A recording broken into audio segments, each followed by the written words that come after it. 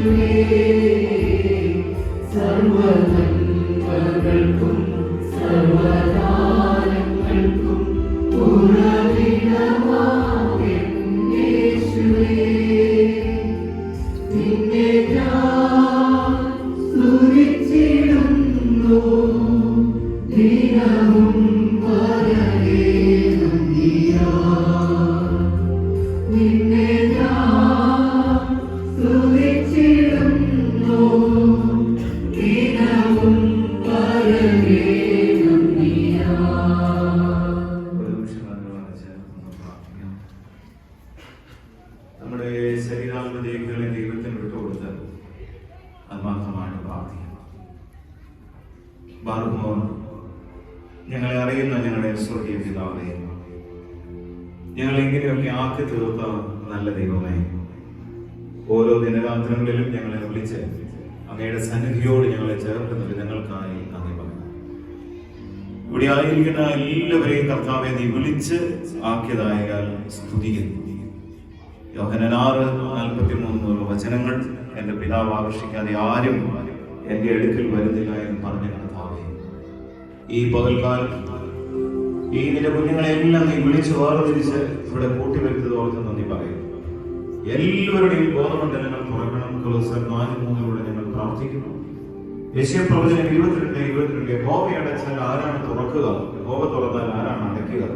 കർത്താവേ, അങ്ങയുടെ വചനത്തിന്റെ ചൈതന്യം എല്ലാവരുടെയും ഹൃദയത്തിലേക്ക് അവിടുന്ന് പ്രകാശിപ്പിക്കണം. ഞങ്ങളൊക്കെ ആരാണെന്ന് കണ്ടെത്താൻ, ഞങ്ങളുടെ ജീവിതം എന്താണെന്ന് മനസ്സിലാക്കാൻ, ഞങ്ങളുടെ കുറവുകളിൽ നിന്ന് രക്ഷപ്പെടാൻ കർത്താവെ ഞങ്ങളെ സഹായിക്കണം. ഞങ്ങൾ ആരും പൂർണ്ണരല്ലെന്ന് അങ്ങേക്ക് നന്നായിട്ട് അറിയാം. ഞങ്ങളുടെ പാപങ്ങൾ എന്താണെന്ന് കർത്താവെ അങ്ങേക്ക് അറിയാം. എന്നിട്ട് നീ ഞങ്ങളെ സ്നേഹിച്ചത് ഞങ്ങൾക്കായി ഞങ്ങൾ നന്ദി പറയും. കർത്താവേ, ഞങ്ങളുടെ മരണത്തിന് മുമ്പ് നല്ലവരും വിശ്വസ്തനുമായ ദാസ എന്നൊരു വിളി കേൾക്കാനുള്ള വലിയ യോഗ്യത ഞങ്ങൾക്ക് നൽകണം. ഞങ്ങളുടെ കുടുംബങ്ങളെല്ലാം യേശുവിലൂടെ യേശുവിന്റെ ഉത്തരവിട്ട് പ്രാർത്ഥിക്കുക. ദൈവത്തിന്റെ അനന്ത കരുണ നൽകണമേ. ദൈവവചനത്തിലെ കവാടങ്ങളെല്ലാം തുറന്നു തരണം കർത്താവേ. പരിശുദ്ധാത്മാവിന്റെ ചൈതന്യം കൊണ്ട് നിറയ്ക്കണം. നിത്യപിതാവിന്റെയും പുത്രന്റെയും പരിശുദ്ധ റൂഹായുടെ നാമത്തിൽ തന്നെ. പരിപൂർണമാണോ അല്ലേ കർത്താവേ? ഇത് ഈ റോക്കറ്റൊക്കെ ഉയർത്തി കാണിച്ചിട്ട് എന്തോ ഒരു കാര്യം ചോദിക്കുന്ന പോലെ നിങ്ങൾ എന്നെയും ക്ലാസ്സിലേക്ക് നോക്കി പച്ചവെള്ളമാണ് ഇതിനകത്ത് അര ഗ്ലാസ് വെള്ളം. ഈ വെള്ളം പരിപൂർണമാണോ അല്ലയോ? ആണെന്ന് ഉറപ്പുള്ളവരൊക്കെ നിറയോ? ഈ വെള്ളം പരിപൂർണമാണെന്ന് ഉറപ്പുള്ളവരൊക്കെ നിറയോ? പരിപൂർണമല്ല എന്ന് ഉറപ്പുള്ളവരൊക്കെ നിറയോ? ഇനി 3ാമത്തെ ചോദ്യം, കൈയുള്ളവരും കൈയൊക്കെ ഈ കൈ വീട്ടിൽ നിന്ന് കൊണ്ടുവന്നിട്ടുള്ളവര് ഞാൻ ഈ കൈ എന്ന് പറയുന്നത് ഞാൻ ചോദിച്ചു, ഈ വെള്ളം പരിപൂർണമാണോ? പരിപൂർണമാണോ? ഇങ്ങനെ കുടുക്ക് ചോദ്യം. ഈ വെള്ളം പരിപൂർണമല്ല എന്നുള്ളവര് കൈവക്കാൻ പറഞ്ഞു. അതിനും അപ്പൊ ഇത് രണ്ടുമല്ലാത്ത ഏതോ ഒരു അഭിപ്രായം നിങ്ങൾക്കുണ്ട്. അതെന്താണ്? ഇപ്പോഴാണ് എന്റെ തലയിൽ എത്തുന്നത്. പലരും കൈവക്കാതിരിക്കുന്നതിന് ഗുട്ടൻസ് എനിക്ക് പിടികിട്ടി. ഞാൻ പക്ഷെ പറയുക, ഈ വെള്ളം പരിപൂർണമാണോ? അതാണ് ചോദ്യം. ഉറങ്ങാതിരിക്കാനാണ് ചോദ്യം ചോദിച്ചത്. പരിപൂർണമാണോ? ആണോ? ഒന്നെങ്കിൽ ആണെന്ന് പറയണം, അല്ലെങ്കിൽ അല്ലെന്ന് പറയണം. ക്ലാസ് അല്ലാതെ മുന്നോട്ട് പോവില്ല. ആമേ. നിങ്ങൾ ഈ കൺവെൻഷനൊക്കെ ഇരിക്കുന്നത് എന്നാ പറയുക, പടക്കം പൊട്ടുന്ന പോലെ പ്രസംഗം നിങ്ങൾ പ്രതീക്ഷിക്കരുത്. പരിശുദ്ധാത്മാവ് എന്താണോ നൽകുന്നത് ആ ബോധ്യങ്ങളൊക്കെയാണ് നമ്മൾ നൽകുന്നത്. ആമേ. ഉണ്ടെന്നില്ലല്ലോ. അപ്പൊ ഈ വെള്ളം പരിപൂർണമല്ല എന്ന് പറയാനുള്ള കാരണം എന്ന് പറഞ്ഞു ശ്രദ്ധിക്കണം. ഈ വെള്ളം പരിപൂർണമല്ല എന്ന് പറയാനുള്ള കാരണം എന്താണ്? ഈ വെള്ളം പരിപൂർണമല്ല എന്ന് പറയാനുള്ള കാരണം നിങ്ങൾ നോക്കിയത് എങ്ങോട്ടാണെന്നറിയോ? ഗ്ലാസ്സിലാണ്. എക്സാക്ട്ലി. നമ്മളെല്ലാം നോക്കുന്നത് ഗ്ലാസ്സിലാണ്. എന്റെയും ഒരു ചിന്ത അങ്ങനെ കേട്ടോ. പക്ഷെ ഞാൻ ഈ ബെർണാദ് എന്ന് പറയുന്ന ഒരു വിശുദ്ധനായ മനുഷ്യനെ കുറിച്ച് വായിച്ചു. വിശുദ്ധനായ ബെർണാദ്, അദ്ദേഹം ഇതിനൊരു ഡെഫിനേഷൻ ആണ് വേണ്ടി തിരിച്ച കാര്യം. എന്താണ് അറിയുന്നത്? ഈ വെള്ളത്തിന്റെ അകത്ത് നിന്ന് അഴുക്കെന്ന് പറഞ്ഞൊരു ശകല സാധനം പോലും കളയാനില്ലെങ്കിൽ ഈ വെള്ളം പരിപൂർണമാണ്. ഞാൻ പറഞ്ഞ ഭാഗം നിങ്ങൾക്ക് പിടികിട്ടി. ഒരുപക്ഷെ ക്ലാസ്സിൽ ഇത് 1/4 ഗ്ലാസ് ഉണ്ടാവും, അല്ലെങ്കിൽ ഒരു പകുതി കാണും. പക്ഷെ ഈ വെള്ളം എനിക്ക് ഉപയോഗപ്രദമാണെങ്കിൽ, കുടിക്കാൻ പറ്റുന്നതാണെങ്കിൽ, എനിക്ക് കുടിക്കാനായിട്ട് തന്ന വെള്ളത്തിന്റെ അകത്ത് നിന്ന് കരടില്ലാതെ ഒരു ശകലം പോലും എടുത്ത് വെളിയിൽ കളയണ്ടാത്ത ഒരു അവസ്ഥയുണ്ടെങ്കിൽ ആ അവസ്ഥയുടെ പേരാണ് എന്ത്? പരിപൂർണത. ഇനി ഞാൻ കുറച്ചുകൂടെ ഒന്ന് ശകലം കൂടെ കടത്തിയ ഒരു കാര്യം ചോദിക്കട്ടെ. ഒരു ഭർത്താവ് എന്ന നിലയിൽ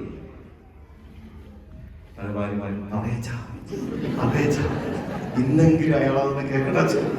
ഞാൻ കുറെ നാളായിട്ട് ഇങ്ങനെ നോക്കിയിരിക്കുകയായിരുന്നു. ഏതെങ്കിലും ഒരു അച്ഛൻ പറഞ്ഞേ.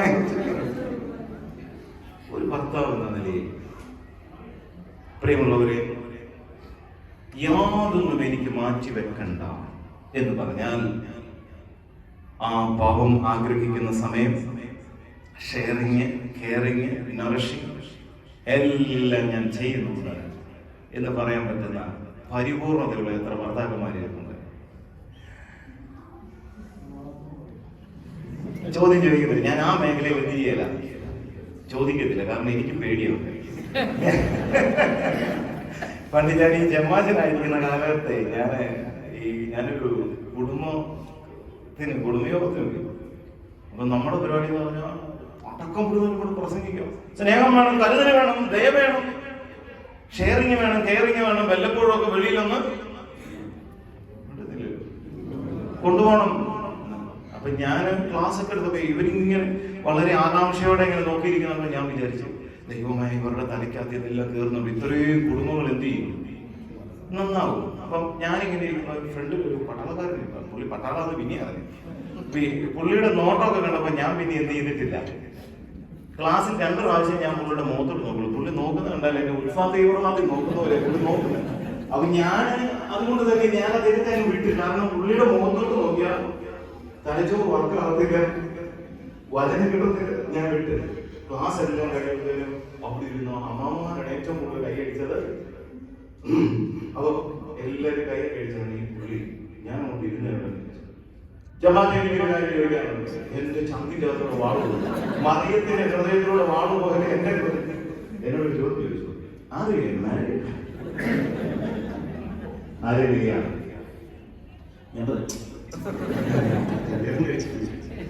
എടുത്ത വായി എന്നോട് പറഞ്ഞു, ഇനി മേല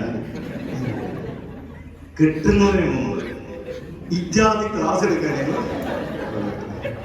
ഞാൻ അന്ന് സത്യമായിട്ട് പറയണം, തിരുമനസിരിക്കട്ടെ, ഞാൻ അന്ന് പുള്ളി പറഞ്ഞ കാര്യം ഞാൻ ഏറ്റു. ഇനി ഇതായിട്ട് എന്നോട് പറഞ്ഞു, ഇനി മേല അയ്യോ. സത്യം പറഞ്ഞാൽ ഞാൻ അങ്ങനെ ഓർത്ത് ഈ തീവ്രവാദികളൊക്കെ ഈ പുള്ളിയുടെ മുന്നിൽ പെട്ടുപോയത് എന്തോ അവസ്ഥ. അതിനോട് പറഞ്ഞു, ഇനി മേലെ കെട്ടുന്നതിന് മുമ്പ് എന്ത് ചെയ്യരുത്. ഞാൻ അന്ന് നിർത്തി കഴിഞ്ഞു. അവനെ കെട്ടിക്കഴിഞ്ഞ് ഒരു 6 മാസം കഴിഞ്ഞ് അവനെ ക്ലാസ് കുടുംബയോഗങ്ങളിൽ തുടങ്ങി. ഇപ്പൊ ഞാൻ പറഞ്ഞ അവിടെ സ്റ്റോപ്പ് ചെയ്തെന്നാ എനിക്കറിയാം. ഇപ്പോഴേ ചിലപ്പോ കൊച്ചമ്മയെ വിളിക്കാൻ. അത് വിഷയത്തിൽ നിന്ന് പോകരുത്. വിഷയം ഇങ്ങനെ വരികയാണ്.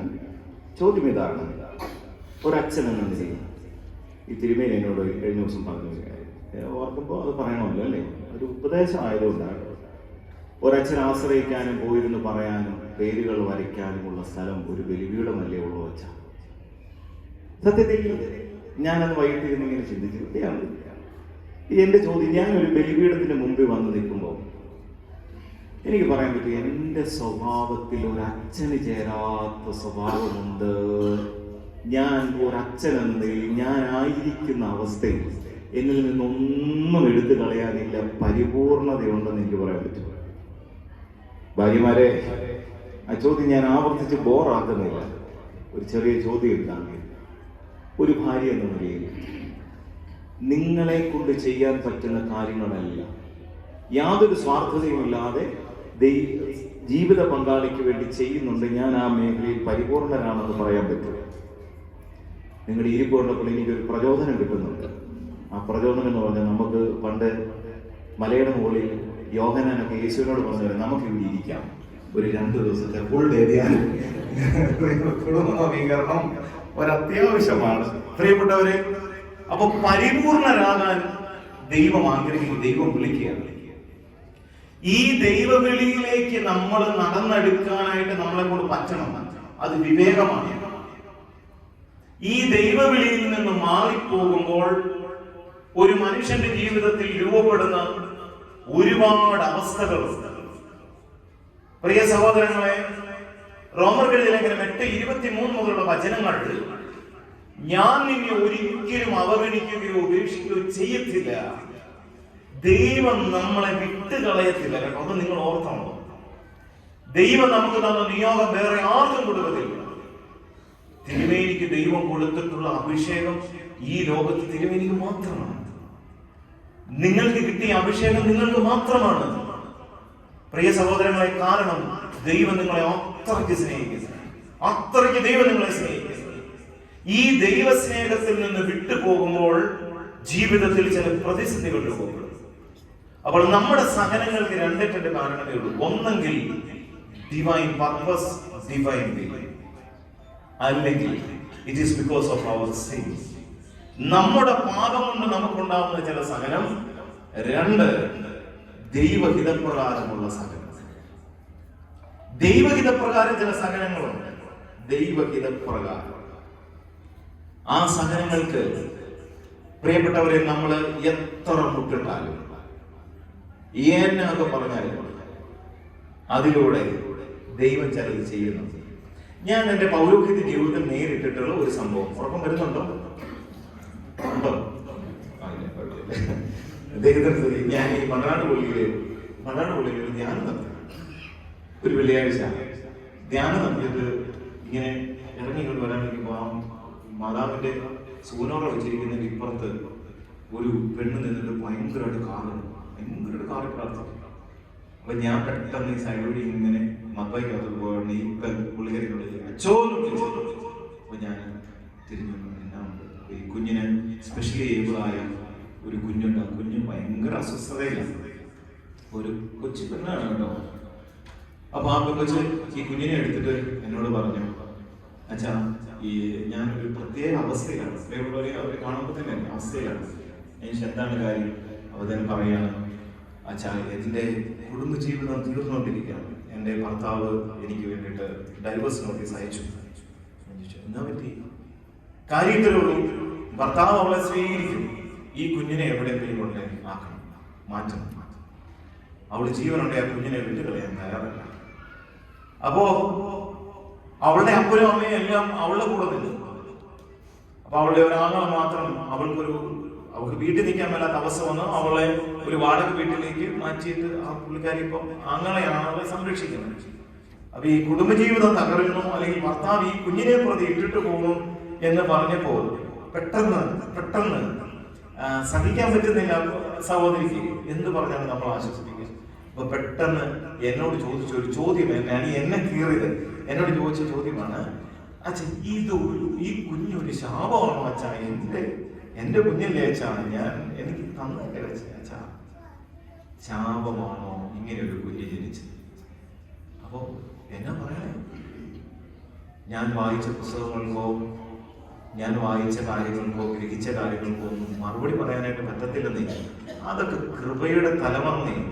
1 കൊരിന്ത്യർ 2:3 മുതലുള്ള തിരുവചനം, അത് ആത്മാവിന്റെ കൃപയുണ്ടെങ്കിൽ അങ്ങനെയുള്ള സ്ഥലങ്ങളിലൊക്കെ രക്ഷപ്പെടും. ഞാൻ അറിയാതെ വിളിച്ചു, മാതാവേ എന്നെ ഒന്ന് സഹായിക്കും. ഈ തകർക്കപ്പെട്ട് കിടക്കുന്ന പെൺകൊച്ചിനോട് എന്നാ പറയാൻ? ഞാൻ പെട്ടെന്ന് ഒരു 2 മിനിറ്റ് പ്രാർത്ഥിച്ചു, എന്റെ അമ്മയെ മാതാവേ എന്നെ ഒന്ന് സഹായിക്കണം, പരിശുദ്ധാത്മാവിനോടൊന്ന് പറയണം, എന്താണ് ഈ കൊച്ചിനോട് പറയുന്നത്? പെട്ടെന്ന് പ്രിയ സഹോദരങ്ങളെ, അതിശയമൊന്നുമില്ല, എന്റെ മനസ്സിലേക്ക് പെട്ടെന്ന് ദൈവം തന്നൊരു ചിന്ത എന്താ പറയുന്നത്? ദൈവം അബ്രഹാമിനോട് പറഞ്ഞു, അബ്രഹാമേ, നീ ദേശത്ത് ഒരു നീതിമാനുണ്ടെങ്കിൽ ഞാൻ ഈ ദേശം നശിപ്പിക്കുകയില്ല. പെട്ടെന്ന് ഞാൻ കർത്താവ്, ഇതിനകത്തൊരു മെസ്സേജ് എന്തുകൊണ്ട്? What is A message? എന്നോട് പറഞ്ഞു, എന്ന് പറഞ്ഞാൽ എന്റെ ഉള്ളിൽ തോന്നുകയാണ്, പരിശുദ്ധാത്മാവ് പറഞ്ഞു, നീ പറ, നിന്റെ പാപം, എന്റെ പാപം ബലിപീഠത്തിലേക്ക് വിശുദ്ധിയില്ലാതെ കടന്നു വന്ന എന്റെ പാപം ഓർത്ത് ഈ ഭൂമിയെ തന്നെ നശിപ്പിക്കണമെന്ന് ദൈവത്തിന് ആഗ്രഹമുണ്ട്. പക്ഷേ ഇങ്ങനെ ജനിച്ച ചില മാലാഖമാർ ഈ ഭൂമിയിൽ ഉള്ളത് കൊണ്ടാ നിന്നെ വെറുതെ വിട്ടിരിക്കുന്നെന്ന് പറയാൻ പറഞ്ഞു. ഇങ്ങനെ ചില മാലാഖമാർക്ക് ജന്മം കൊടുത്ത ആൾക്കാരൊക്കെ ഇവിടെ ഇരിക്കുന്നു. എനിക്കറിയാം, എൻ്റെ ഒരു സഹോദരനുണ്ട്. ആ കുഞ്ഞുങ്ങളുടെ മുഖം ഓർത്തിട്ട ഓട്ടിസം മഹാപാപത്തിന്റെ പരിണിത ഫലമാന്നൊക്കെ പറഞ്ഞിട്ട് പറയുമ്പോൾ ഓർത്തോണം കേട്ടോ. ഉണ്ടെന്നില്ല, ഹല്ലേലൂയ, ആരും ഉണ്ടെന്നില്ല. ഓർമ്മയാണോ? ഓർമ്മിരിക്കണം. എന്തെങ്കിലുമൊക്കെ ഡിഫോൾട്ട് ഉണ്ടെന്ന് നമ്മൾ പറയുന്ന, നമ്മുടെ ചിന്താഗതിയിൽ കുറവുണ്ടെന്ന് പറയുന്ന ചില കുഞ്ഞുങ്ങളെയൊക്കെ കാണിച്ചിട്ടേ പാരമ്പര്യ ശാപമാണെന്നൊക്കെ പറഞ്ഞിട്ട് ചില പെൺകുഞ്ഞുങ്ങളെയൊക്കെ ഇട്ടോട്ട് ചവിട്ടുന്ന ചില അമ്മാമ്മമാരൊക്കെ ഉണ്ട്. ഉണ്ടെന്നില്ലല്ലോ. അയ്യോ നിങ്ങളൊക്കെ ഇരുപത് എന്റെ കർത്താവായ സ്ഥിതി നാട്ടിലോട്ടൊക്കെ വരണം. എന്റെ ദൈവം ഞാൻ ഓർത്തിട്ടുണ്ട് ചിലതിനെയൊക്കെ പിടിച്ചാൽ നാസ ചന്ദ്രനിലോട്ടൊക്കെ റോക്കറ്റ് വിടുന്ന കൊടുത്ത് വിട്ടിരുന്നെങ്കിൽ ഒരു പ്രദേശവും സഭയും ഇടവകയും ഒക്കെ ചിലപ്പോൾ രക്ഷപ്പെട്ടു. അമ്മാതിരി സാധനങ്ങളൊക്കെ ഉണ്ട്. അവരുടെ മകന് യാതൊരു കുഴപ്പമില്ല. കുഴപ്പം മുഴുവൻ ആർക്കാ? ഇങ്ങനെ ഒരു കുഞ്ഞിനെ ജന്മം കൊടുത്തതിന്റെ പേര് കുഴപ്പം മുഴുവൻ ആർക്കാ?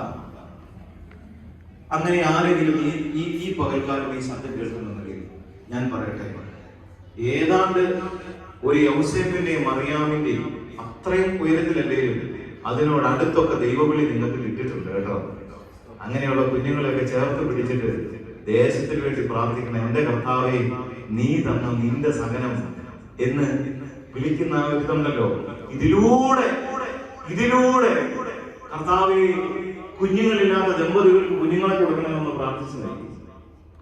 ഈ കുഞ്ഞിന്റെ മുഖം ആദരിച്ചിട്ട് ദൈവമേ ഈ സഭയൊന്ന് പിടിച്ചു നിർത്തണമെന്ന് പ്രാർത്ഥിച്ചു പോയി. ദേവാലയത്തിന്റെ ബലിപീഠത്തോളം പ്രാധാന്യം നിന്റെ കയ്യിലിരിക്കുന്ന ആ കുഞ്ഞിനുണ്ട് കേട്ടോ. ആമേൻ. ഞാൻ പറഞ്ഞൊക്കെ പിടിക്കണം. ദൈവം തരുന്ന ചില സഹനങ്ങൾ, പ്രിയപ്പെട്ടവരെ, ഈ സഹനങ്ങളിലൂടെ ദൈവത്തിരിക്കുന്ന പ്രകാരമുള്ള ചില സഹനങ്ങളുണ്ട്. ആ സഹനങ്ങളിലൊന്നും ദൈവം നമ്മളെ കൈവിടുന്നില്ലെന്നുള്ള തിരിച്ചറിവ് നമുക്കുണ്ട്. അതിന് കുറെ പ്രത്യേകതകളുണ്ട്. ഫിലിപ്പിയർക്കെഴുതിയ ലേഖനം 1-ാം അധ്യായം 12 മുതലുള്ള തിരുവചനം, സഹോദരരെ, എനിക്ക് സംഭവിച്ചതെല്ലാം സുവിശേഷത്തിന്റെ അഭിവൃദ്ധിക്ക് വേണ്ടി സംഭവിച്ചു. റോമർക്കെഴുതിയ ലേഖനം 8:17, അവനോടൊപ്പം ഒരിക്കൽ മഹത്വപ്പെടേണ്ടതിന് ഇപ്പോൾ അവനോട് കൂടെ പീഡ അനുഭവിക്കുന്നു. ദൈവത്തിരിഹിത പ്രകാരമുള്ള സഹനത്തിന് ഒരു മഹത്വീകരണമുണ്ട്, ഗ്ലോറിഫിക്കേഷൻ ഉണ്ട്. ദൈവത്തിരിഹിത പ്രകാരമുള്ള ഒരു സഹനത്തിന് ഒരു ഗോസ്പൽ മിനിസ്ട്രി ഉണ്ട്. പ്രിയ സഹോദരങ്ങളെ, ഫിലിപ്പിയർക്കെഴുതിയ ലേഖനം 1:29, ക്രിസ്തുവിൽ വിശ്വസിക്കാൻ മാത്രമല്ല അവന് വേണ്ടി കഷ്ടത അനുഭവിപ്പാനും അവനെ പ്രതി നിങ്ങൾക്ക് അനുഗ്രഹം ലഭിച്ചിരിക്കുന്നു. ചില സഹനങ്ങൾ നമുക്ക് തന്നതിന്റെ പിന്നിൽ ദൈവത്തിന് ചില പദ്ധതികളുണ്ട്. ഞാൻ പലപ്പോഴും ആലോചിക്കും, എന്റെ ദൈവമേ, ഞാൻ എത്രയോ പ്രാർത്ഥിച്ചിട്ടുണ്ട്, എന്നെ നീ എന്തുകൊണ്ട് ഒരു അമ്പാനിയെ പോലെ ആക്കി? ഹല്ലേലൂയ. നിങ്ങൾ അത്രയും കഠിന ഹൃദയത്തിൽ അത്രയും പ്രാർത്ഥനയൊന്നും ആമേൻ ആഗ്രഹമുണ്ടോ? ചുമ്മാ തരുമോ? എനിക്ക് ഭയങ്കര ആഗ്രഹമുണ്ട്. കർത്താവേ, ഞങ്ങൾ കഴിഞ്ഞ ദിവസം സംസാരിച്ച പോലെ ഭയങ്കര കൃപാവരത്തിന്റെ കാലമാണ്. ഞാൻ തൊട്ടാൽ രോഗികളൊക്കെ സുഖപ്പെടുന്നതെന്ന് എന്നാണ് നിങ്ങൾ, ഞാൻ ആഗ്രഹിക്കുന്ന കാര്യമില്ല. നിങ്ങൾ കുറ്റമല്ലല്ലോ പറയണം. നിങ്ങൾ നോക്കുന്നതാണ്, നിങ്ങളെ ഏതാണ്ട് കുറ്റം പറയണ കുറ്റം. എനിക്ക് ഭയങ്കര, നിങ്ങളൊന്ന് ആലോചിക്കുക, ഇപ്പം ഭയങ്കര രോഗസൗഖ്യ വരമുണ്ട് എന്ന് വിചാരിക്കുക. എനിക്ക് ചുമ്മാ കേട്ടോ, അങ്ങനെ എങ്ങാനും വന്നാൽ എന്റെ ഉള്ള രോഗം കൂടെ അറിഞ്ഞിട്ടില്ല. ഇന്ന് ദുബായ് പള്ളിയും പാരിസരവും മുഴുവൻ മിണ്ടുന്നില്ലല്ലോ. അതിന് എനിക്ക് ആഗ്രഹിക്കാൻ വയ്യ. എനിക്ക് എന്റെ ചോദ്യം അതാണ്, എനിക്കെന്തോ ആഗ്രഹിച്ചുകൂടെ? എന്തെങ്കിലോ ഇല്ലെന്നേ. എനിക്കിങ്ങനെ ഭയങ്കരമായിട്ട് അറിയപ്പെടുന്ന ഒരു തിയോളജിയായി മാറാൻ എനിക്ക് ആഗ്രഹിച്ചുകൂടെ? കർത്താവേ, നീ എന്തുകൊണ്ടാണ് കർത്താവ് ഈ കണ്ട മനുഷ്യർക്കെല്ലാം ഇങ്ങനെ ഒത്തിരി കൃപ കൊടുത്ത് നീ എന്തുകൊണ്ടാണ് എനിക്ക് ഈ കൃപ തരാത്തത്? ഞാൻ ചോദിച്ചത്, നീ എന്തുകൊണ്ടാണ് എന്നെ സമ്പന്നനാക്കാൻ? അപ്പൊ നിങ്ങൾ വിചാരിക്കും എനിക്ക് ഭയങ്കര ദാരിദ്ര്യം. ദൈവത്തിന്റെ പുറകിൽ ഒരു ദാരിദ്ര്യം ഉണ്ടെന്നില്ല. Hallelujah, hallelujah. എനിക്കാണ് ഈ ബസ്സിൽ പോയി യാത്ര ചെയ്ത് പോയി പ്രസംഗിക്കാൻ പറ്റത്തില്ല. ഭയങ്കര പ്രശ്നമാണ്. തലവേദന, തലവരിപ്പ്, ഭയങ്കര പ്രോബ്ലം. അപ്പൊ എനിക്ക് പണ്ട് ഈ നമ്മുടെ ഹീറോ ഹോണ്ടയുടെ ഒരു സ്പ്ലെൻഡർ ഉണ്ട്. ആ സ്പ്ലെൻഡർ സ്വർഗത്തിൽ പോകും. അതിന്റെ പരിപ്പും ചാറും ഊറ്റി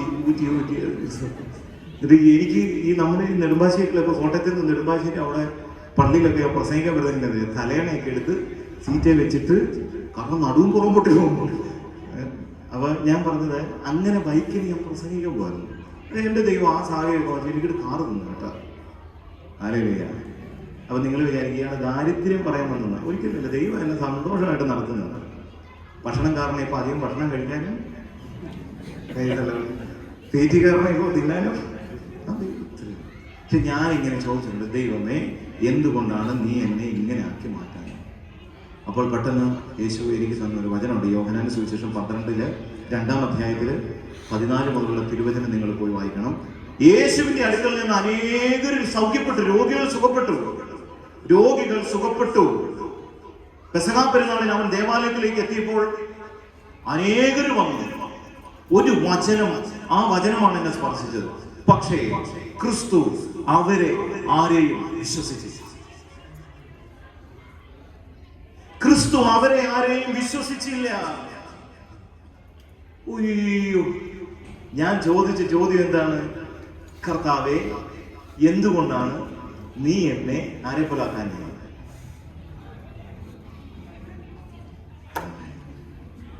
നിങ്ങളും ചിന്തിച്ചിട്ടില്ലേ? ഈ കണ്ട പരിപാടിയൊക്കെ നടന്നിട്ട് നമുക്ക് വളരാൻ പറ്റുന്നില്ലെന്നാണ് പറയുന്നത്. ചുമ്മാ ഇതിൽ കൂടുതലൊക്കെ വളർന്ന എവിടെ പോയി വളരാൻ? ആമേൻ.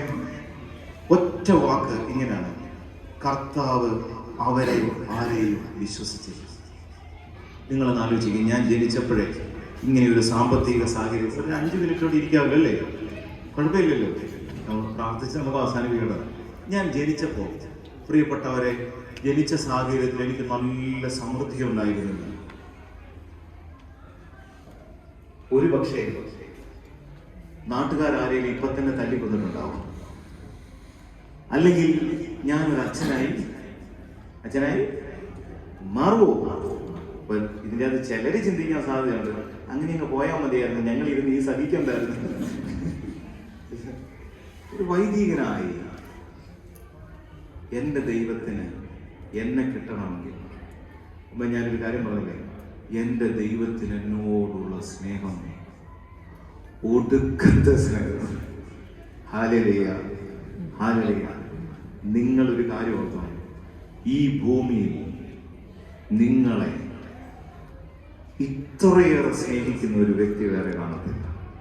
അതുകൊണ്ട് തന്നെ നിങ്ങൾ അവന്റെ അടുത്ത് വന്നിരിക്കാൻ മാത്രമുള്ള എന്ത് കാര്യം അവൻ ചെയ്യും. ഇസ്രായേലെ ജെറമ്യ 13, ജെറമ്യ 30, ജെറമ്യ 33 എന്നുള്ള വചനങ്ങളെല്ലാം നിങ്ങൾ വായിക്കണം. കിട്ടും. ഒരരക്കച്ച അരയോട് ചേർന്നിരിക്കുന്നത് പോലെ നീ എന്നോട് ചേർന്നിരിക്കണമെന്ന് ഞാൻ ആഗ്രഹിച്ചു. പക്ഷേ അവിശ്വസ്തയായ ഒരു ഭാര്യ, അവിശ്വസ്തനായ ഒരു ഭർത്താവ് ഭാര്യയിൽ നിന്ന് അകലുന്നത് പോലെ, ഭാര്യ ഭർത്താവിൽ നിന്ന് അകലുന്നത് പോലെ നീ എന്നിൽ നിന്ന് അകന്നുപോയി. ഒരു പ്രവാസം കൊണ്ട് തീർന്നില്ല. അടുത്ത പ്രവാസം ബാബേൽ പ്രവാസം. ദൈവത്തിന് നമ്മളെ ഇന്ന് അനുഗ്രഹിക്കണമെന്ന് ഭയങ്കര താല്പര്യമാണ്. ഒരു ചോദ്യം ഞാൻ ചോദിക്കാം, മിസ്രൈമിൽ നിന്ന് കനാൻ വരെ എത്ര ദിവസമുണ്ട്? പറയുന്ന ആൾക്ക് എന്ത് ചെയ്യും? പറയുന്ന ആൾക്ക് സമ്മാനമുണ്ട്. എത്ര ദിവസമുണ്ട്?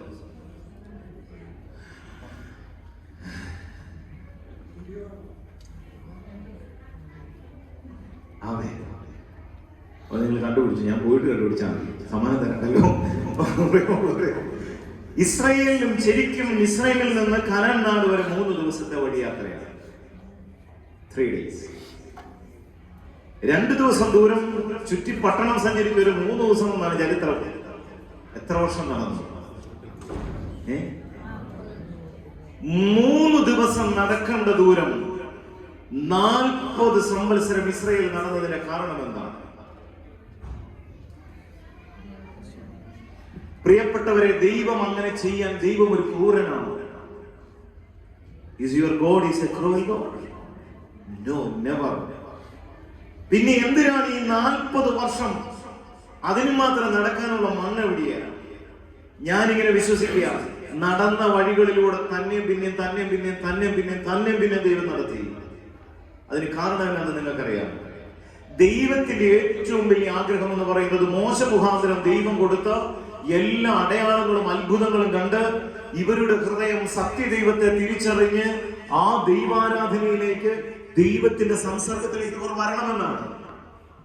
പ്രിയപ്പെട്ടവരെ, ഭൗതികമായി ഇവർ യാത്ര തുടർന്നു. ദൈവത്തിന്റെ വചനം സ്വീകരിച്ച് ഭൗതികമായി അങ്ങോട്ട് പോകുന്നു.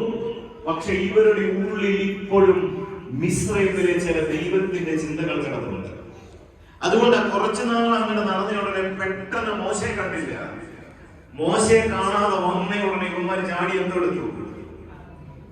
എങ്ങനെ ഉണ്ടാക്കി? ആരുടെ കയ്യിൽ നിന്ന് കിട്ടിയത്? ഇതെല്ലാം പഠിക്കണം. ഞാൻ പറയുന്നത് മനസ്സിലാക്കുന്നുണ്ടല്ലോ അല്ലേ? ഈ മിസ്രൈമിൽ കൊണ്ടിട്ടിട്ട് അങ്ങോട്ട് വേല ചെയ്യിച്ചു, ഒന്നും കൊടുക്കാതെ. പക്ഷെ സ്വർഗത്തിലെ ദൈവം നീതിയുള്ള ദൈവമാണ്. എന്താണ്? നീതിയുള്ള ദൈവം. ഇറങ്ങി പോരുന്നതിന് തൊട്ട് മുമ്പ് ദൈവം പറഞ്ഞു, നിങ്ങൾ എന്നിട്ട് ആരോട് ചോദിച്ചു? മിസ്രൈമിലെ ആൾക്കാരോടൊക്കെ ചോദിച്ചു. ആൾക്കാരെല്ലാം എന്ത് ചെയ്യും? സ്വർണം തരും. ഒരു കൊടുത്തത് പണിത കൂലി ആര് മേടിച്ചു കൊടുത്തു? ദൈവം മേടിച്ചു. അങ്ങനെ ചെറിയൊരു മെസ്സേജ് തരട്ടെ. നിങ്ങൾ പ്രാർത്ഥിക്കുന്നതിന്റെ കൂലി നിങ്ങൾ കൊണ്ടുവരണം. ഏതെങ്കിലും ഒരുത്തന്റെ കൂലി തടഞ്ഞു വെച്ചാൽ അതാരെടുത്തോണ്ട് പോകും? അതിനെ പറഞ്ഞപ്പോ ഒരു സ്വത്രം വരാത്ത അതിൽ മിണ്ടുന്നില്ലല്ലോ. ഒരു സ്വത്രം മരപ്പെട്ടി ഇറങ്ങി വരുമ്പോ എത്രയാ കൂലി? 1750. ഈ പണിക്ക് വല്ലതും പോയാൽ മതിയായിരുന്നു എന്ന് പറഞ്ഞിട്ട് 1000 കൊടുക്കുന്ന പണിയുണ്ടല്ലോ, 250 അടിച്ചു മാറ്റി. ആരുടെ? ഞാൻ പോവാ. നിങ്ങളുടെ മുഖം മാറാൻ തുടങ്ങി. നമ്മൾ ഇതൊക്കെ കണ്ടു വേണം പ്രസംഗിക്കാൻ. നോക്കി കണ്ട് പ്രസംഗിച്ചില്ല. പ്രിയ സഹോദരങ്ങളെ, ഇവരുടെ മനസ്സിൽ ഒരു വിഗ്രഹാരാധന കിടക്കുവാന്നേ. ഈ വിഗ്രഹാരാധന തീരാതെ കനാൻ നാട്ടിൽ എത്തപ്പെടത്തില്ല. എന്തിനാണെന്നറിയാമോ? ദൈവം ഇവരെ 3 ദിവസത്തിനകത്ത് കനാൻ നാട്ടിൽ കൊണ്ടേ ആക്കിയിരുന്നെങ്കിൽ ദൈവത്തിന്റെ മണ്ണിൽ ഇവരെന്നാ തുടങ്ങിയത്? ഇത്രയും നമ്മൾ അനുഗ്രഹിക്കപ്പെടാത്തതിന്റെ കാരണം എന്നാണെന്നറിയാം? നമ്മൾ ഈ അവസ്ഥയിൽ അനുഗ്രഹിക്കപ്പെട്ടാൽ ദൈവം തരുന്ന അനുഗ്രഹത്തിന്റെ അകത്ത് നമ്മൾ മ്ലേച്ഛതയുടെ ജീവിതം നയിക്കും. എന്നെ സമ്പന്നനാകാൻ എന്റെ കാര്യം പിടികിട്ടി.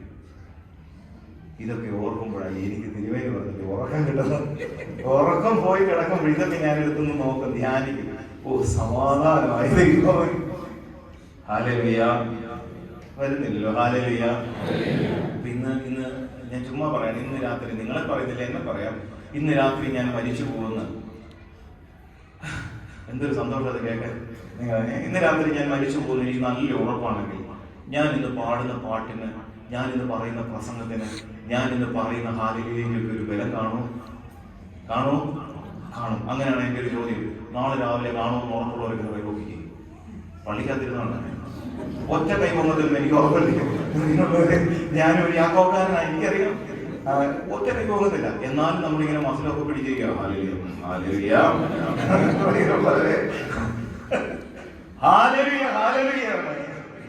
കാരണം ദൈവം നൽകിയ കൃപ. ഞാൻ പറഞ്ഞു വന്നത് ഇതാണ്. എന്റെ സഹനങ്ങളുടെ കാരണം എന്താണ്? നിനവേ സഹിക്കേണ്ടി വന്നു, യോന സഹിക്കേണ്ടി വന്നു. പ്രിയ സഹോദരങ്ങളെ, ഇനി മറ്റൊരു കൂട്ടരുണ്ട്. ദൈവകൽപ്പനയെ ലംഘിച്ച ഒരുത്തനെ കൂടെ കൊണ്ടുപോയി എന്നതിന്റെ പേരിൽ സഹിക്കേണ്ടി വരുന്ന സഹനം. ആമേൻ. അതാരാണെന്നറിയോ? ഒന്നും അറിയാത്ത വിജാതികൾ, കപ്പൽ യാത്രക്കാർ. ചിലത് വഹിക്കുന്നു എന്നുള്ളതിന്റെ പേരില് എന്തെല്ലാം നഷ്ടമുണ്ടാകുന്ന ചില പള്ളിയിലൊക്കെ ചെല്ലണം. കമ്മിറ്റീനും ഇല്ല, അതിനൊന്നും മാറത്തുമില്ല. ഇപ്പൊ നിങ്ങളുടെ മനസ്സിൽ കൂടെ വരുന്ന പാട്ടാണെന്നറിയാം. നിൻ സ്തുതിയും ചിലത് വഹിക്കുന്നതിൽ ഒരു കാര്യം ഞാൻ സത്യമായിട്ട് പറയാം. മാനസാന്തരപ്പെടാത്ത, ക്രിസ്തുവിനെ അറിയാത്ത, യേശു ക്രിസ്തുവിന്റെ സ്നേഹം മനസ്സിലാക്കാത്ത ഒരാൾ പോലും ഈ ചുമ്മാ പെരിഫറലായിട്ട് വേഷം കേട്ടോ ഉണ്ടെന്നില്ല. നല്ല സ്നേഹത്തിൽ തന്നോടുണ്ടെന്ന് എനിക്കറിയാം. ഞാൻ ഡയറി അടച്ച്. പ്രിയ സഹോദരങ്ങളെ, ജീവിതത്തിൽ ദൈവം നിങ്ങളെ വിടില്ല. ഇവിടെ ഒരു മെക്കാനിക്കൽ എഞ്ചിനീയർ എംടെക്കുകാരനായിരിക്കും റോബിൻ സാർ. ഞാൻ മസ്കറ്റ് ചെല്ലുമ്പോൾ നല്ല ബുദ്ധിയായിട്ട് അതൊന്ന് പരിചയപ്പെടുന്നത് നല്ലത്. ദൈവം കൊടുത്ത ഒരു വലിയ ജ്ഞാനമാണ്. ഞാൻ ഈ മസ്കറ്റിൽ അവിടെ ചെല്ലുന്ന സമയത്ത് ഒറ്റ മനുഷ്യൻ വചനം കേൾക്കാൻ പറ്റും. നിങ്ങളൊക്കെ എത്ര മനുഷ്യർ. ഞാൻ ആകപ്പാടെ പള്ളിയിൽ പോയിരിക്കും. തിരിച്ചെന്നെ കൊണ്ടുവരാനുള്ള നിയോഗം ഏൽപ്പിക്കപ്പെട്ടത് സാറിലാണ്, റോബിൻ സാറിലാണ്. പ്രിയപ്പെട്ട സഹോദരങ്ങളെ, ഈ വണ്ടിയെ കയറിയിരുന്നാൽ ഞാൻ എന്തെങ്കിലുമൊക്കെ ചോദിച്ചു കഴിഞ്ഞാൽ what, why, how can be എന്നൊക്കെയാണ് കണ്ടു ചോദിച്ചത്. പ്രിയമുള്ളവരെ, ഇന്റലക്ച്വലാണ്, ദൈവം കൊടുത്ത കൃപയാണ്. എന്നോട് ദൈവം ഇല്ല എന്ന് വിശ്വസിച്ച ഒരു മനുഷ്യൻ ആ ജീവിതത്തിന്റെ യാത്രകളിലെല്ലാം പോയിടത്തെല്ലാം ദൈവം വിജയം കൊടുത്ത് പഠിക്കാൻ കഴിവ് കൊടുത്ത് ഇങ്ങനെ കൊണ്ടുപോയൊരു മനുഷ്യൻ. പക്ഷെ വർഷങ്ങൾക്ക് ശേഷം കാക്കാശിന് ബുദ്ധിയില്ലാത്ത എന്നിലൂടെ ദൈവത്തിന്റെ സുവിശേഷം ആ ചെറുപ്പക്കാരന്റെ തലച്ചോറിന്റെ അകത്തെത്തി. പ്രിയ സഹോദരങ്ങളെ, ഇന്നിപ്പോ എനിക്ക് എന്തെങ്കിലും ഒരു മീറ്റിംഗ്, സൂം മീറ്റിംഗിലൊക്കെ പ്രസംഗിക്കാൻ പറ്റുന്നില്ല, ഞാൻ അന്നേരം വിളിക്കും സാറേ 2 വാക്ക് വചനം പറ, അന്നേരം പറയും. കാരണം ദൈവത്തിന്റെ സ്നേഹം ഒരു വേട്ടപ്പട്ടി കണക്ക് പിടിച്ചതാണ്. ഞാൻ എൻ്റെ വാക്കുകൾ പറഞ്ഞ് അവസാനിപ്പിക്കാം. നമ്മളോട് ദൈവത്തിന്റെ വചനം പറയുന്നു, നിങ്ങൾ പരിപൂർണരായിരിക്കണം. അപ്പൊ നമ്മുടെ ചിന്ത, നമ്മൾ മനുഷ്യനായ കുറച്ചൊക്കെ വിടുന്നില്ല. ഈ ഇന്നാൾ ഒരാൾ എന്നോട് പറഞ്ഞു, മണ്ണല്ലേ, മണ്ണിനോട് ഇരിച്ചിരി. നിങ്ങളത് കേട്ടിട്ടില്ലേ? ഇന്ന് പഠിച്ചു, ഇനി വചനം പഠിച്ചിട്ടില്ല, ഇതൊക്കെ പഠിച്ചു വെക്കണം. എന്നല്ല, മണ്ണല്ലേ, മണ്ണിനോടൊരു ശകലം സ്നേഹം ആണോ? വിടുന്നില്ല, പെട്ടെന്ന് അവസാനിപ്പിക്കും. മണ്ണല്ലേ, മണ്ണിനോടൊരു ശകലം സ്നേഹം. ചുമ്മാതാണ്. ഞാൻ പെട്ടെന്ന് അവസാനിപ്പിക്കാതെ, ഈ യാദവിനെ സൃഷ്ടിക്കാൻ എവിടുന്നാണ് മണ്ണെടുത്തത്? Option number A Dubai, option number B Kottayam. എവിടുന്നാണ് പറയുന്ന ആൾക്ക് സമ്മാനം? ഞാൻ എന്റെ പള്ളിക്കാരത്തിന് തരും, കാരണം അത് പറയാൻ സാധ്യത ഉള്ളതുകൊണ്ടാണ്. എവിടുന്നാണ്? ഏദൻ സോയിൽ നിന്നാണ്. ഏദൻ സോയിൽ നിന്ന്. ഈ മണ്ണിന് എന്തെങ്കിലും പ്രശ്നം ഉണ്ടായിരുന്നു? മണ്ണിന് ഒരു പ്രശ്നം ഇല്ല, കാരണം സൃഷ്ടിച്ചതാരാ? ദൈവം. സർവജ്ഞാനിയായ ദൈവം സൃഷ്ടിച്ച മണ്ണിന് ഒരു കുഴപ്പവും ഇല്ല. പിന്നെ എങ്ങനെയാ ആദം പാപത്തിൽ വീണത്? മണ്ണിന് കുഴപ്പമുണ്ടാവും അല്ലേ? അപ്പോൾ അടുത്ത ചോദ്യം ഇതാണ്, മണ്ണ്, ആദമിനെ സൃഷ്ടിച്ച മണ്ണ് ഒരു വിഷയമല്ല, പക്ഷെ ആ ഹവ്വയുടെ ചിന്താഗതികളിൽ ചില പ്രശ്നങ്ങൾ വന്നു. അതിലേക്ക് നമ്മൾ പോകുന്നില്ല, നമ്മുടെ സമയം അതിനനുവദിക്കുന്നില്ല. പെട്ടെന്ന് ഞാൻ പറയാം. അടുത്ത ചോദ്യം ഇതാണ്, നമ്മളെ സൃഷ്ടിച്ച മണ്ണ് എവിടെ നിന്ന്? നമ്മൾ മണ്ണാണല്ലോ അല്ലേ? അതെ, അത്ര ഉറപ്പുണ്ട്. ദൈവത്തിന് സ്തുതി. നമ്മളെ സൃഷ്ടിക്കാൻ മണ്ണെടുത്ത് വിടുന്നത് മിണ്ടുന്നില്ല. ഇന്ന് പകൽക്കാലം പ്രിയപ്പെട്ടവരെ, ഞാൻ അവിടെ ഒന്ന് പോസ് ചെയ്തിട്ട് അടുത്തൊരു ചോദ്യം ചോദിക്കാം. ഈ ജന്മപാപം എന്നൊരു പാപമുണ്ടോ? ഒന്നേലല്ലേ, ഇല്ലേ? എന്റെ ചെന്നൈയിൽ പറഞ്ഞു തീർന്ന്. ജന്മപാപം എന്ന് പറയുന്ന ഒരു പാപമുണ്ടോ? ഇല്ല. കൈപൊക്കിക്കണം. അങ്ങനെയാണ് എന്റെ ചോദ്യം. ജന്മപാപം ഇല്ലെന്നാണ് പറയുന്നത്. അങ്ങനെയാണ് എന്റെ ചോദ്യം. വിശ്വാസ പ്രമാണത്തിന്റെ 3ാമത്തെ ഖണ്ഡിക എന്താണ്? അപ്പൊ നിങ്ങൾ ഒന്നാമത്തെ ഏതാ? വിശ്വാസ പ്രമാണത്തിന്റെ 3ാമത്തെ ഖണ്ഡിക എന്താണ്? പാപമോചനത്തിനുള്ള മാമോദീസ ഏത് ഭാഗം?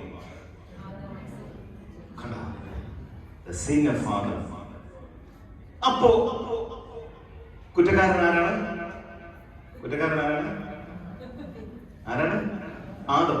അപ്പോൾ എന്റെ ചോദ്യം ഇതാണ്, അടുത്ത ചോദ്യം. അപ്പൊ കൗണ്ടർ ചോദിക്കാന്നുള്ളത് എന്റെ ഒരു സ്വഭാവമാണ്. അങ്ങനെയാണെങ്കിൽ യേശുക്രിസ്തു ക്രൂശിൽ മരിച്ചപ്പോൾ ഏത് പാപമാണ് പരിഹരിക്കപ്പെട്ടത്?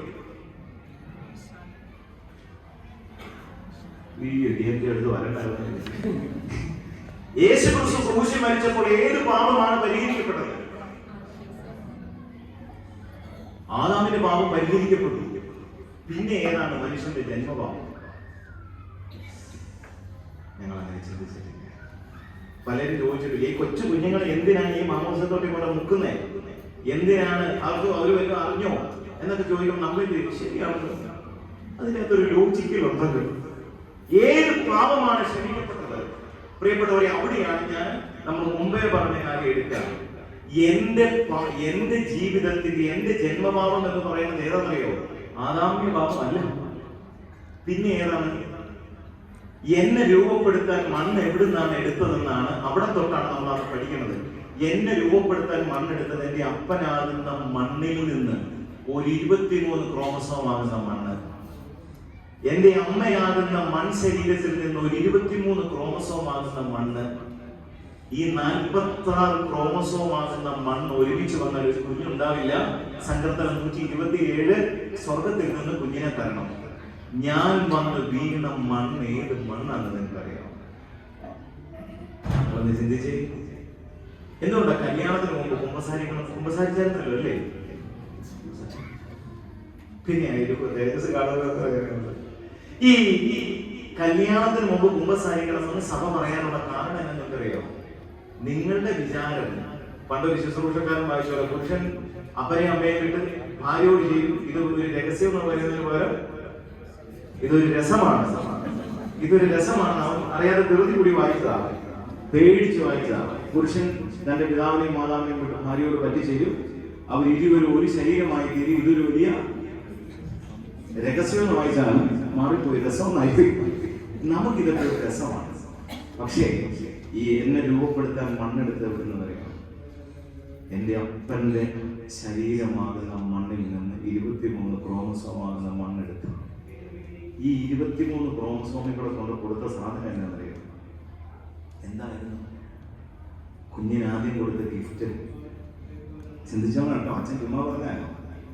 ഒരു മകൻ ആദ്യം കൊടുത്ത ഗിഫ്റ്റ് എന്തായിരുന്നു? അമ്മേ, ഇനിയും പോയി വീട്ടിൽ പോയി പറയരുത്, നിങ്ങളെ പോലെ തന്നെയാണ്, മിണ്ടുന്നില്ലല്ലോ എന്ന് പറയരുത്. രണ്ടുപേരുടെ 23 ക്രോമസോം വെച്ച് എവിടെ ഉണ്ട് എന്ന് പറഞ്ഞാൽ ഉള്ള നന്മയും തിന്മയില്ല എവിടെ ഉണ്ട്? മിണ്ടുന്നില്ലല്ലോ. എന്നിട്ട് നമ്മൾ പറയാം, ചില ആൾക്കാർ പറയും, അയ്യോ എന്റെ അച്ചാച്ചനെ പോലെ തന്നെയാ, ചുമ്മാ നമ്പറിലെ ഓൾറെഡി കൊടുക്കാവുന്ന ഗിഫ്റ്റ് ഒക്കെ ഈ 23 ക്രോമസോമും കൂടെ കൊടുത്തു സഹോദര.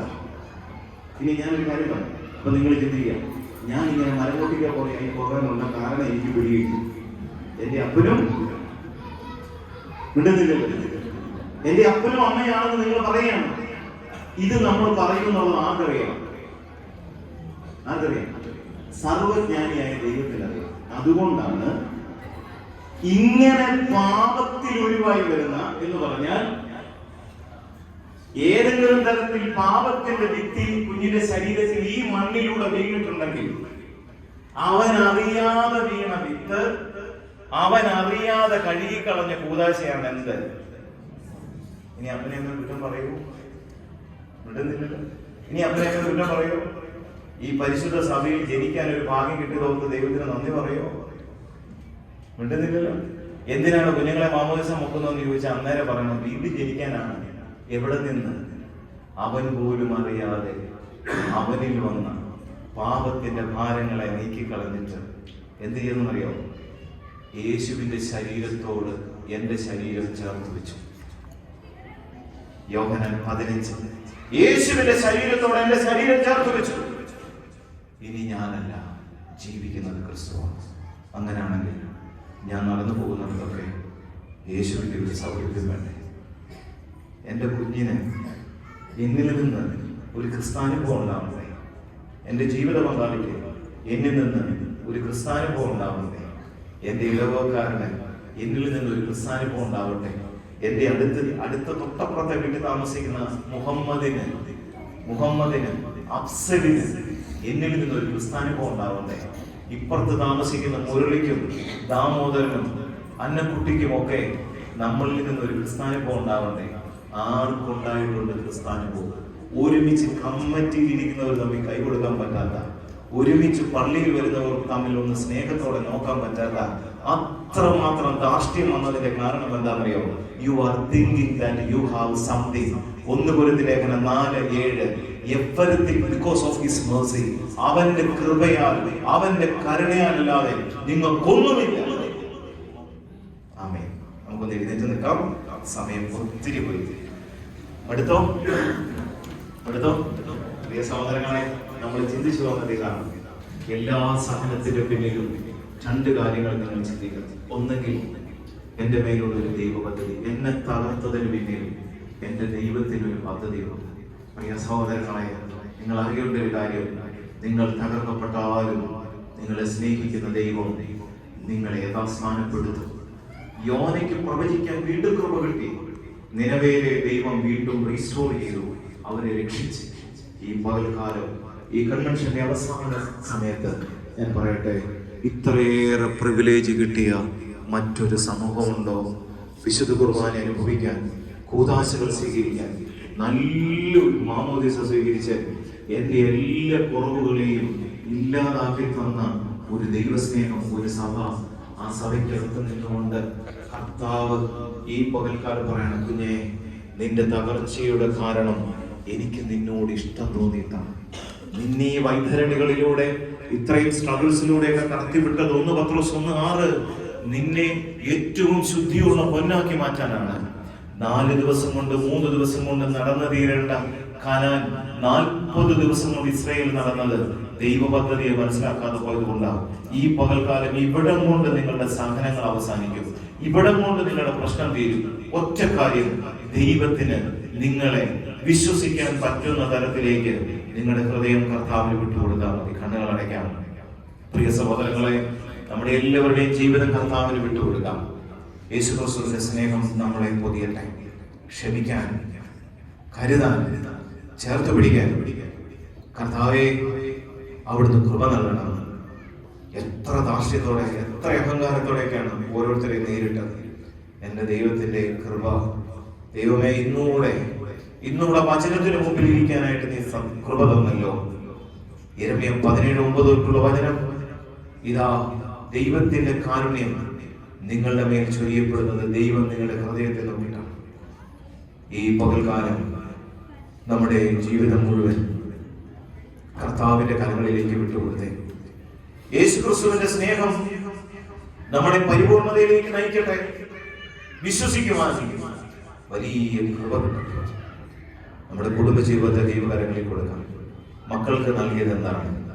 ജീവിത പങ്കാളിക്ക് നൽകിയത് എന്താണ്? അപ്പനും അമ്മയ്ക്ക് നൽകിയത് എന്താണ്? പ്രിയ സഹോദരങ്ങളെ, ബോധപൂർവം നിങ്ങളെ കുറിച്ചൊന്ന് ചിന്തിച്ചേ.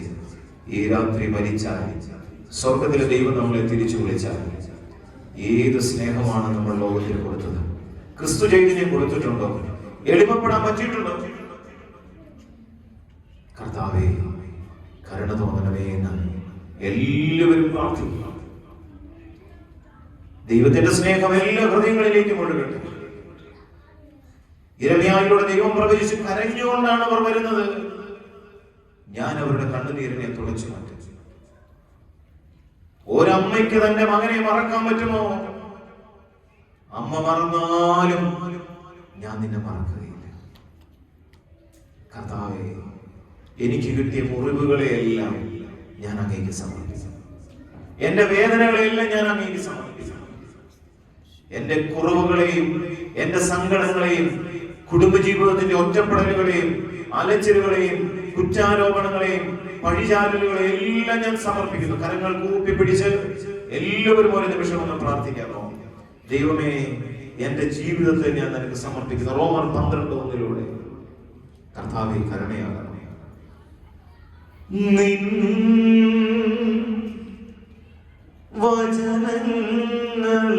വചനങ്ങളെത്രയോ സത്യം,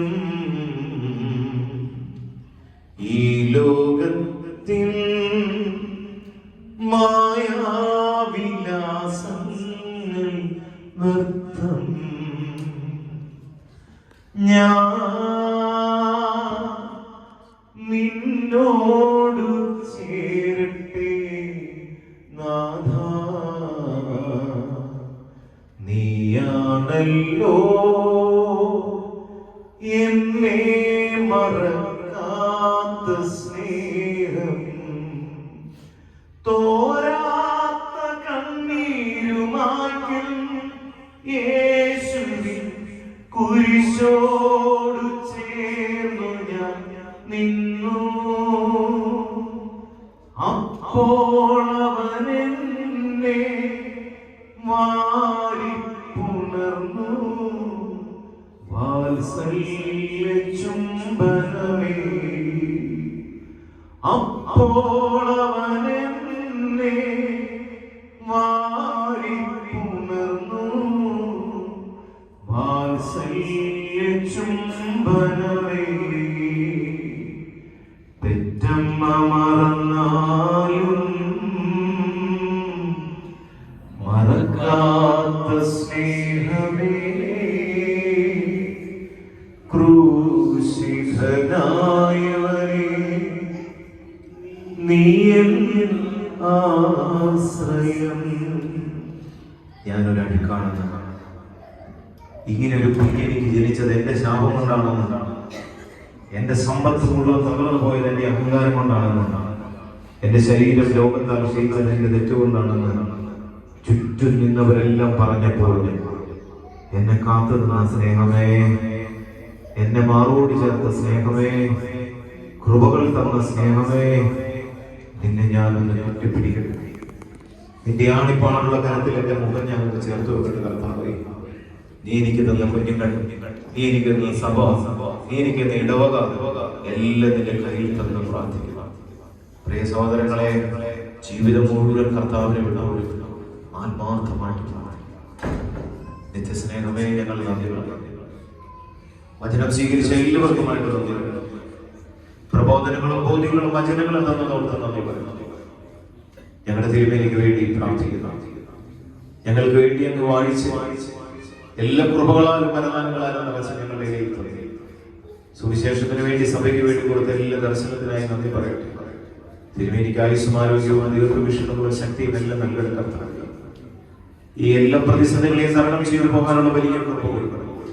ഇടവകയെ ഓർത്ത് പ്രാർത്ഥിക്കുന്നു. ഞങ്ങളുടെ അച്ഛനെ ഓർത്ത് പ്രാർത്ഥിക്കുന്നു. അച്ഛനൊരു കുഞ്ഞിനെ നീ നൽകിയത് ഓർത്ത് നന്ദി പറയുന്നു. ഇവിടെയുള്ള എല്ലാ വൈദികരെയും ഏൽപ്പിച്ച് പ്രാർത്ഥിക്കുന്നു. എൽദോസിനെ ഏൽപ്പിക്കുന്നു, ലോകസിനെ ഏൽപ്പിച്ച് പ്രാർത്ഥിക്കുന്നു. എല്ലാ വൈദികരുടെ വഴി പ്രാർത്ഥിക്കുന്നു. കർത്താവേ, ജെറുസലേമിനെ ഓർത്ത് പ്രാർത്ഥിക്കുന്നു. ഇവിടെ ആയിരിക്കുന്ന എല്ലാ മക്കളെയും സോണലിന്റെ ഭാഗവാക്കുകളായി നീ തിരഞ്ഞെടുത്ത മക്കൾ, ഇടവകയുടെ ട്രസ്റ്റിയായി, സെക്രട്ടറിയായി, വൈസ് പ്രസിഡന്റായി, ജോയിന്റ് സെക്രട്ടറിയായി, ജോയിന്റ് ട്രസ്റ്റിയായി ഒക്കെ നീ തിരഞ്ഞെടുത്ത മക്കൾ എല്ലാവർക്കായി നന്ദി പറയുന്നു. ദായസത്തിന് നന്ദി പറയുന്നു. ശുശ്രൂഷകരെ നീ വിളിച്ചതോർത്ത് നന്ദി പറയുന്നു. നീ ഞങ്ങൾക്ക് തന്ന എല്ലാത്തിനുമായി നന്ദി. നിലനിർത്തനെ കർത്താവെ, വെട്ടിക്കളയാതെ അങ്ങയുടെ കൃപയിൽ കാത്തുപരിപാലിക്കുന്നു. നിത്യപിതാവിന്റെയും പുത്രന്റെയും പരിശുദ്ധ റൂഹായുടെ നാമത്തിൽ തന്നെ